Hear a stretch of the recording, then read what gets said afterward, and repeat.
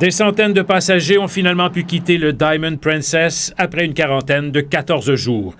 Ce sera au tour de plus de 200 Canadiens en soirée jeudi. Un avion les attend pour revenir au pays, mais attention, ils devront afficher un test négatif, dit le ministre Champagne. Que seuls les Canadiens et les Canadiennes asymptomatiques qui passent par notre processus de contrôle seront autorisés à monter à bord. Selon le gouvernement canadien, il y a 256 Canadiens à bord du navire. 47 d'entre eux, dont au moins 4 Québécois, ont été testés positifs et devront donc être traités au Japon. La meilleure façon de traiter ces gens-là, c'est évidemment de les traiter localement avec le système de santé, de les accompagner dans ce traitement-là. Julien Bergeron, à gauche, a été testé positif il y a 2 jours, mais pas Manon Trudel, qui refuse de le laisser seul. Mais alors que les Canadiens rapatriés devront de nouveau être mis en quarantaine 14 jours une fois arrivés au Canada, de nombreux autres passagers qui ont aussi été testés négatifs pourront se perdre dans la nature.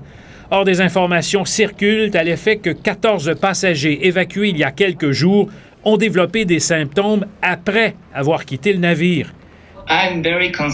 Ce professeur japonais, spécialiste en maladies infectieuses, qualifie d'échec majeur, d'erreur la mise en quarantaine du navire, devenu le principal foyer d'infection à l'extérieur de la Chine. I never had fear of getting infection myself for Ebola, SARS, cholera, but inside Princess Diamond, I was so scared. Le virus est maintenant responsable de plus de 2000 morts en Chine, mais de moins d'une dizaine à l'extérieur du pays, dont 2 nouvelles victimes en Iran, 2 personnes âgées, les premiers cas connus au Moyen-Orient.